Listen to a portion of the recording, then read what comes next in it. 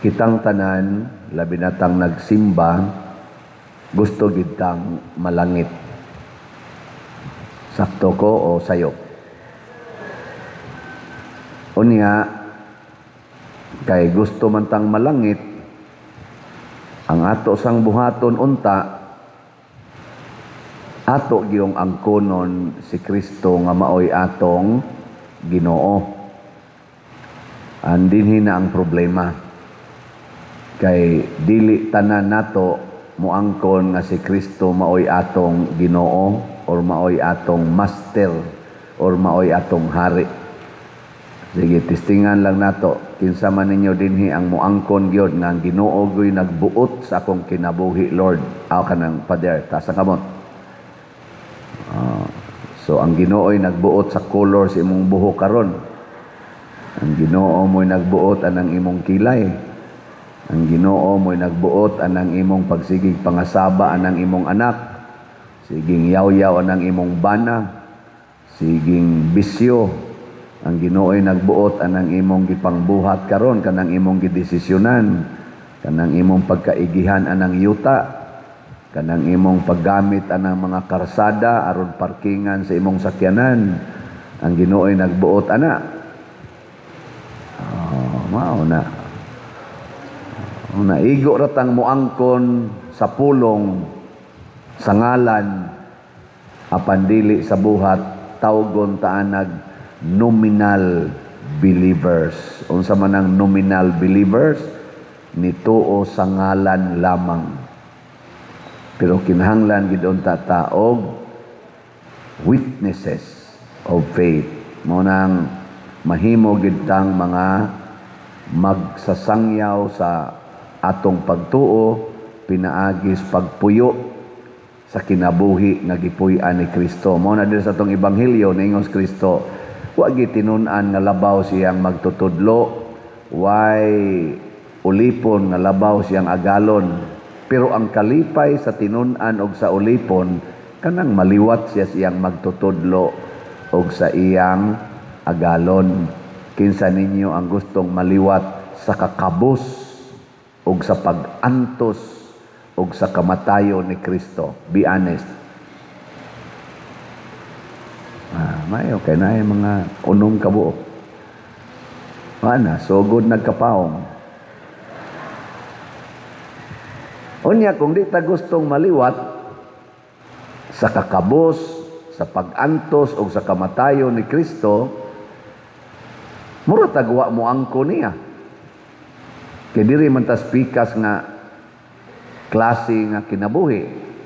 Matod pa ni Kristo, ang dili mo angko nako dinhi siyuta, di sad nako angkonon didto sa langit. Munang ningon siya, ay gyud mo kahadlok. May kani manggong atong paglikay aning pag-antos, kaning kakabos, labi na gining kamatayon, tungod ni sa atong kahadlok. Kana bang mahadlok ta sa atong lawas, o kung sa'y mahitabo sa itong lawas, mahadlok tang masakit, mahadlok tang sawayon, mahadlok tang pasakitan, mahadlok pagitang mamatay ang lawas. Ang attachment na gina nato sa itong lawas. Diri sa unang pagbasa, gisgutan diri ang encounter ni Propeta Isaías sa presensya sa Ginoo. Pagkakita gid niya sa Ginoo kadto mga kirubin nga naglupad-lupad, nga mugahob ang tibuok yuta sa ilang pako. Niya nagsigig ingon, balaan, balaan, balaan ang Ginoo. Nakaingon siya, dili ko angayan nga mabuhi o di ko angayan nga mutan-aw sa Ginoo kay makasasala kay ko. Ang una gid niyang nakita mga igsuon mao ang iyang sala. Ug moangko na gitas Ginoo nga maoy atong Ginoo, ang una gid natong makita ang atong sala. Kay ang Ginoo kahayag man na siya niya, inigdanag niya nato ang makita gid nato ang atong pagkadili angayan. Kita ra ba gusto kitang moingon nga pinangga kay ko ni Lord blessed kay ko ni Lord, ana. No? Kusog kay ta ana nya ganahan jud kay ta ana nga mo saksi. Habibian nimo Father no, blessed jud kay ko ni Lord. Wa jud koy gipangayo nga wa niya gihatag. Istoryahe. Oh, congratulations. Og blessed ka ni Lord. Pero tinuod jud kang naka-encounter ka ni Lord. Kay kanang imong gidawat nga mga grasya, kanang kwarta, good health, success, honor, ug unsa pa diha, talents. Gihatag man nas Ginoo sa tanan, buangon og dili. Wa may pili ang Ginoo. Matud pa sa atong previous nga mga readings, Hosea, yung Ginoo, ako may nag-agak ninyo kanunay, ako may nag-amuman nyo kanunay, gihatagan tamo ang nakaapan lang, daghan ninyo, wa mo ilang, ako di ay nag-amuman ninyo. Ina na ba? Pero magsigi kay tagdaig sa tong encounter nga, blessed kay ko ni Lord, ana, ganahan jud kay ko, kay so makita gid nako si Lord, abibian nimo Pader no, kanang inig-isa gid nimo sa hostel, muhayag baya Pader, makakita jud ko nga mudanag nako. May padi ay ka ako wa jud ko kakita, inigana nako wa jud mudanag. Ikaw nindutan nimo no, ka blessed nimo. Pero wa gid ni share nako pag-iisa gid nimo Pader sa hostiyas. Ako yun na-imagine ang akong sala Pader, ang akong pagkayaw-yawan, ang akong pagkasinahon, ang akong malawayon. Wa jud ko nakakita jud ko anak Pader pagkaluoy day nako. Nga ni atubang kusnaong sa Ginoo dinhi Santos nga misa, gapuyo-puyo raman di ay ko. Ga same-sex union man di ko ni serve pag yung kong simbahan naam di ko uyab-uyab di ay nga puro man may babae puro man may laki nya ga serve pag yung kong simbahan mag-intron pag yung ko anang Birhen Maria nya naam di ko kapuyo-puyo or ka uyab-uyab nga same-sex rami magsigi pa jud kog misa dire pero sige mo dai kog hikap sa didto sa laing hikapuno. Nakita nako ang akong sala. Gasigi day ko din hignubina di ay ni Mount Carmel Pader. Unsa man di ay nga wapa man di ay may magtingog sa akong bayaw or sa akong umagad hangtod karon ana ba? Mao na encounter nato sa Ginoo nga para nako genuine. Kay mo ginay tinuod makakita kita nga di ta angayan basta maka-encounter tas Ginoo nilingay mong tupad ning na angayan ka nga motigom og kwarta o mopalit og raffle ticket ingna doon na kay katungod nga motigom og kwarta o mopalit kag raffle ticket sige nga doon na ba pangutan ay mong tupad ba ing kapadiroy nganong nitabok manas raffle ticket ang imong humili. Kay kana manggong grasya, kana ba ang kwarta. Ang atong ihunahuna igabot sa grasya, tigom. Labi na gyud kwarta, tigom. Unyag pangayoon nas Ginoo. Ihatag nimo dili.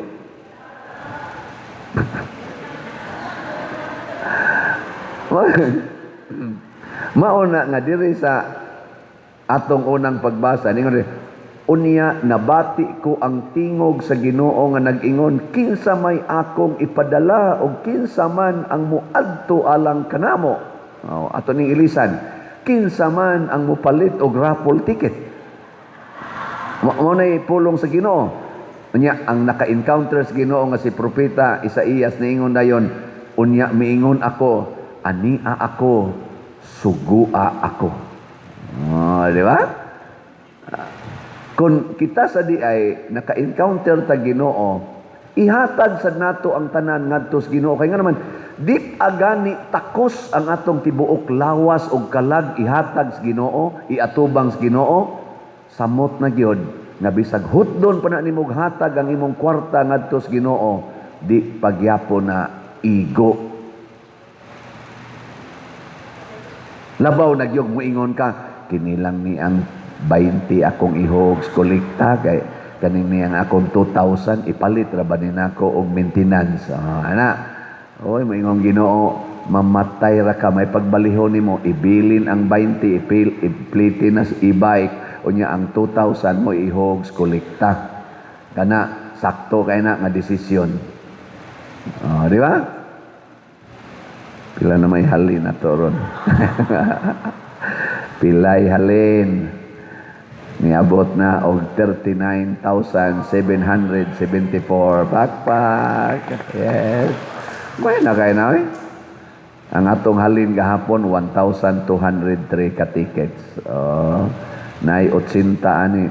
Ay, wa ni ma-record din. Napatoy 20 ka ko ano, wa ma-record din sa atong IT, atong mga nag-compute. Ang ato bang one-stop challenge, murag wa ma-appeal din katong 20 ka one-stop challenge nga atong nadawat. Amot lang ka, no?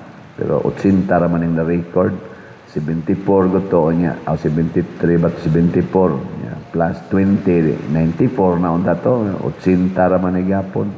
So, kuha na unta ni ron siya, 100 na unta tingali ni. Abot lang.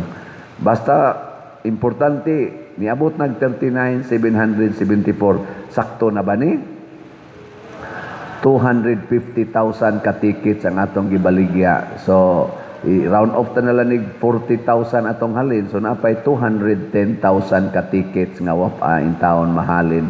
Kutob na lang ni karong July 25. So, hangtod sa July 25 sa hapon, mga human sa atong misa, alas 4 man atong misa, ana, with Archbishop Jose Espalma.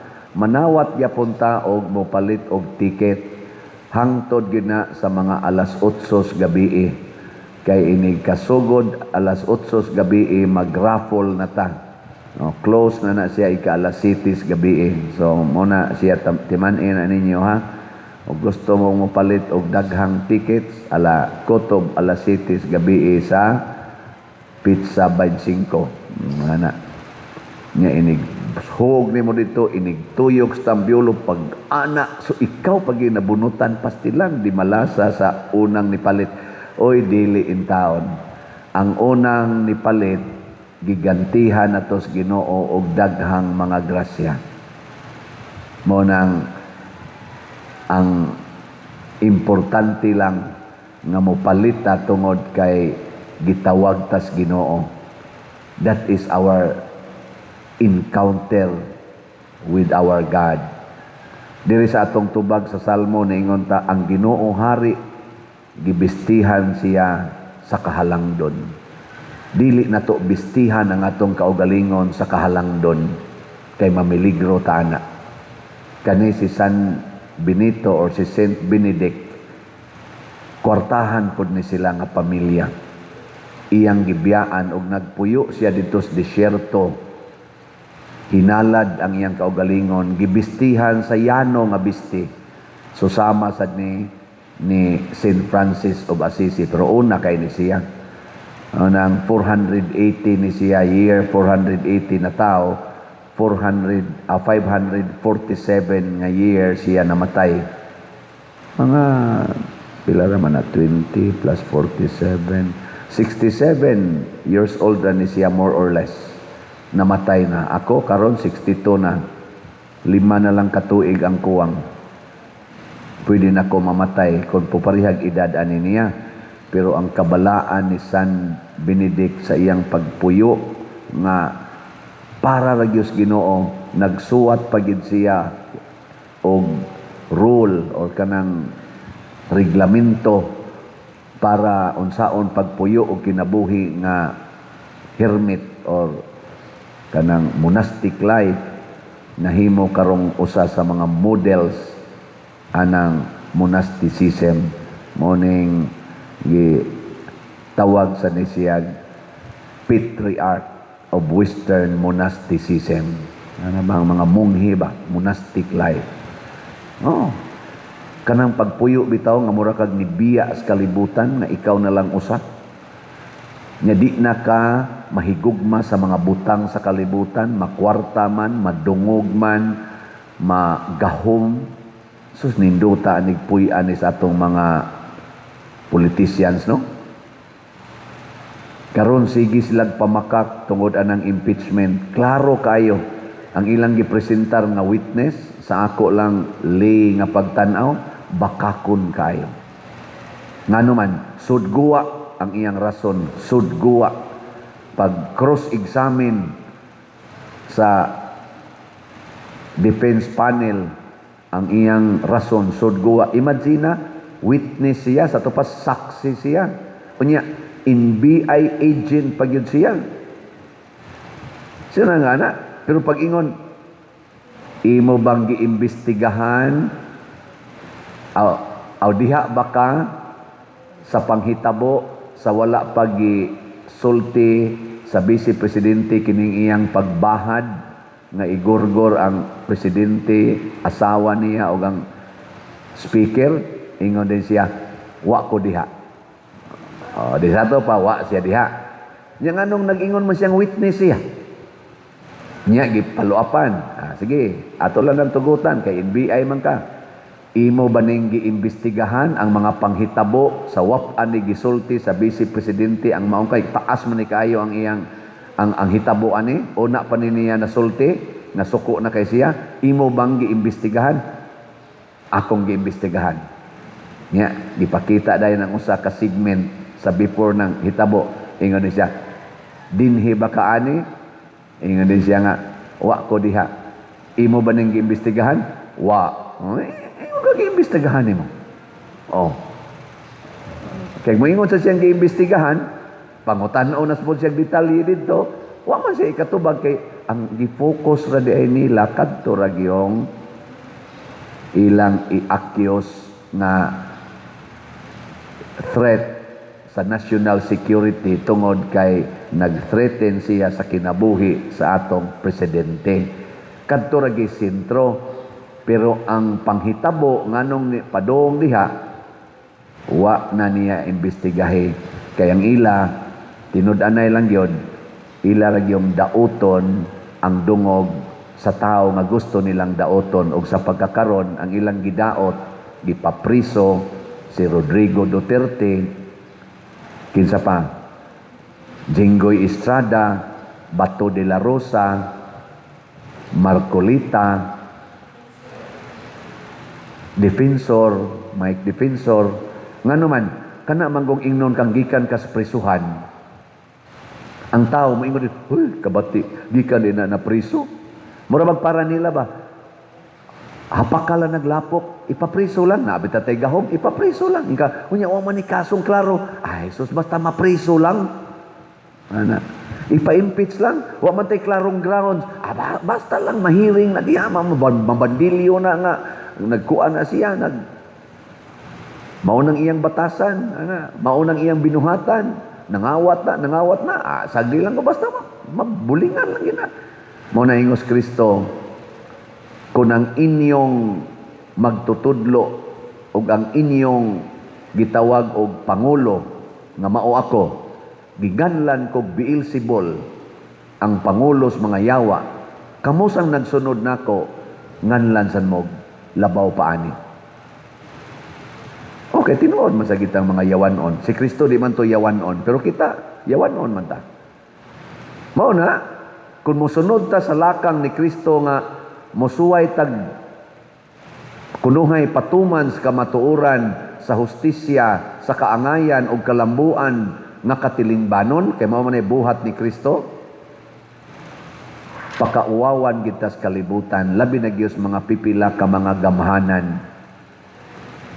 Ug mao nay akong tan-aw, kay kung tan-aw nato si President Duterte sa iyang pagbuhat sa una katong build, war against drugs, war against corruption, natuman man to niyag sa wala gyud ma-perfect, pero do na gyud greater degree compared to other presidents nga niagi sa atong nasod nga iyang na-accomplish ang iyang gisaad.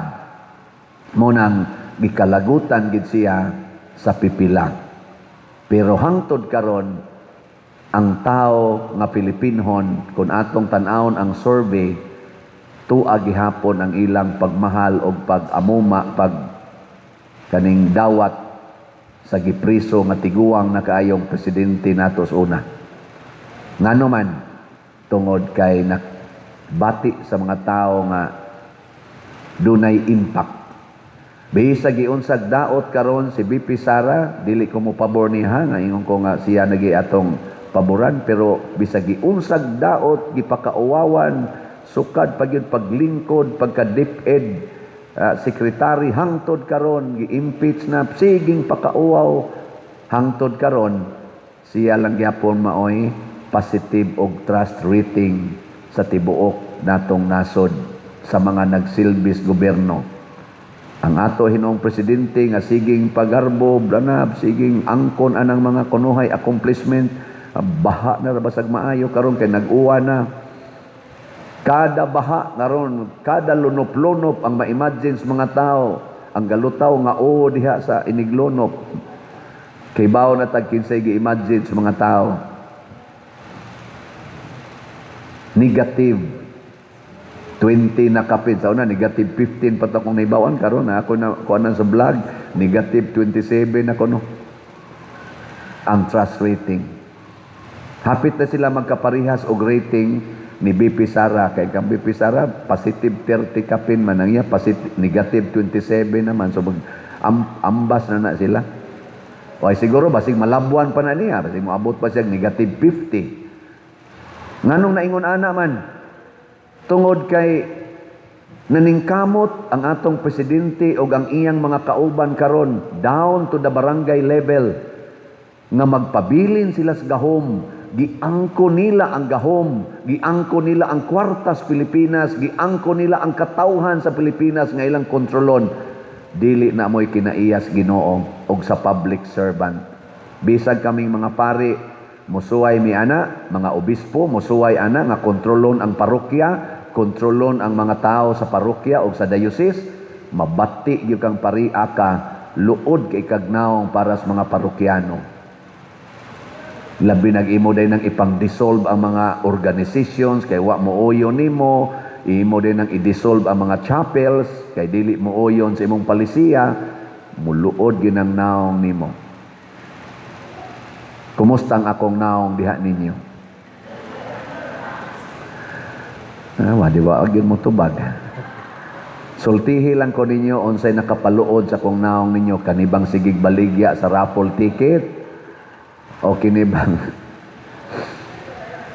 mga igsoon iampo nato ning ato mga leaders.